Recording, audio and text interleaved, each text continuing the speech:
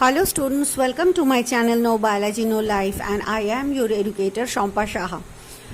We have discussed nutrition in organisms in the last part or the last class. The food material taken in during the process of nutrition is used in cells to provide energy for various life processes. Diverse organisms do this in different ways. Some use oxygen to break down glucose completely into carbon dioxide and water. Some use other pathways that do not involve oxygen. In all cases, the first step is the breakdown of glucose. What is glucose? A 6-carbon molecule, and after the breakdown, it becomes a 3-carbon molecule called pyruvate. This process takes place in the cytoplasm. Further, the pyruvate may be converted into ethanol and carbon dioxide. This process takes place in yeast during fermentation. Then we have to know about what is fermentation. Fermentation is a process where chemical materials break down in the absence of oxygen with the help of enzymes that secretes from generally microorganisms like yeast, like bacteria, but sometimes it also takes place in our body cells, that is muscular cells.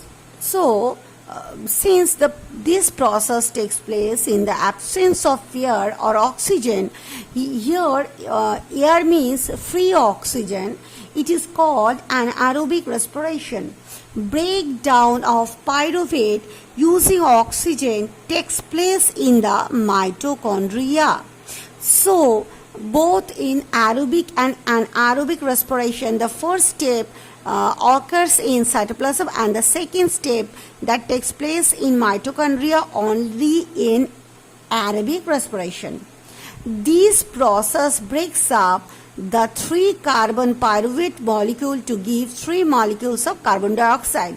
That is not the first step, that is the second step.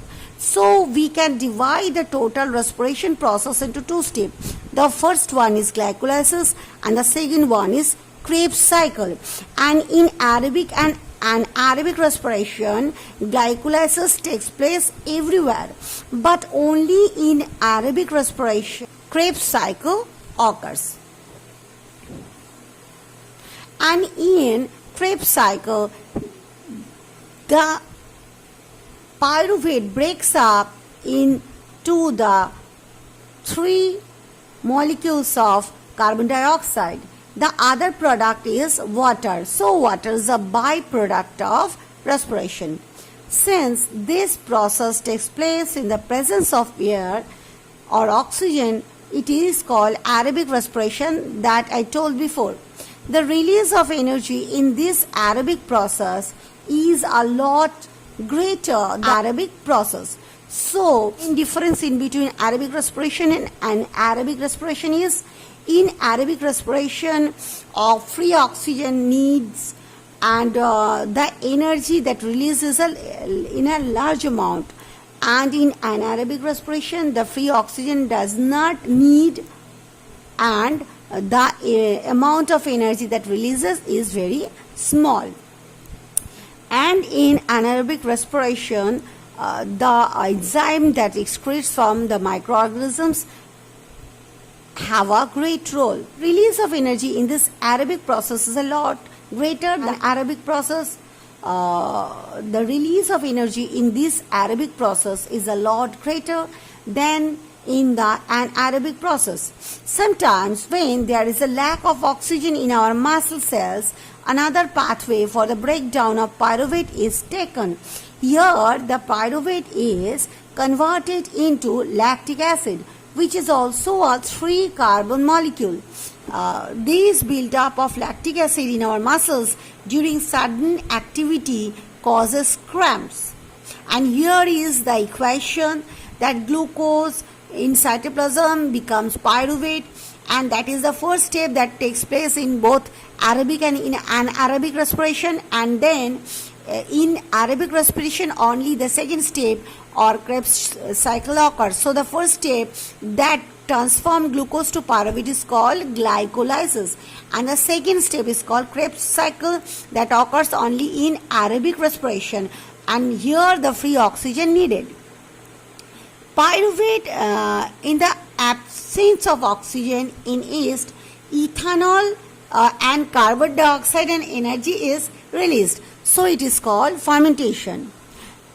And when these pyruvate transformed into lactic acid and energy, and there is the lack or absence of oxygen, like in our muscle cells, that is called anaerobic respiration. And when the Krebs cycle occurs in the presence of oxygen, it is called aerobic respiration, and as a result carbon dioxide, water and energy is released.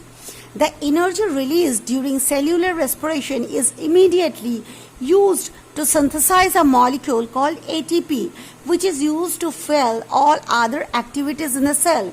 In these processes, ATP is broken down, giving rise to a fixed amount of energy which can drive the endothermic reactions taking place in the cell. So in a short view, what is ATP? ATP is the energy currency for most cellular processes. The energy released during the process of respiration is used to make an ATP molecule from ADP and inorganic phosphate. What is ADP? Adenosine diphosphate. And what is ATP? Adenosine triphosphate. Here in ADP there is 2 phosphate, and in ATP there is 3 phosphate. So ADP is added with or joined with a phosphate, and then it becomes ATP. And endothermic processes in the cell then use this ATP to drive the reactions. When the terminal phosphate linkage in ATP is broken using water, the energy equivalent to 30.5 kilojoule per mole is released. Think of how a battery can provide energy for many different kinds of uses. It can be used to obtain mechanical energy, light energy, electrical energy, and so on. Similarly, ATP can be used in the cells for the contraction of muscles, protein synthesis, conduction of nervous impulses, and many other activities. So that ATP is called energy currency, because all the energies are stored in ATP after breakdown during respiration of a food. Since the aerobic respiration pathways depend on oxygen, aerobic organisms need to ensure that there is sufficient intake of oxygen. We have seen that plants exchange gases through stomata, and the large intercellular spaces ensure that all cells are in contact with air. Carbon dioxide and oxygen are exchanged by diffusion here. They can go into cells or away from them and out into the air. The direction of diffusion depends upon the environmental conditions and the requirements of the plant.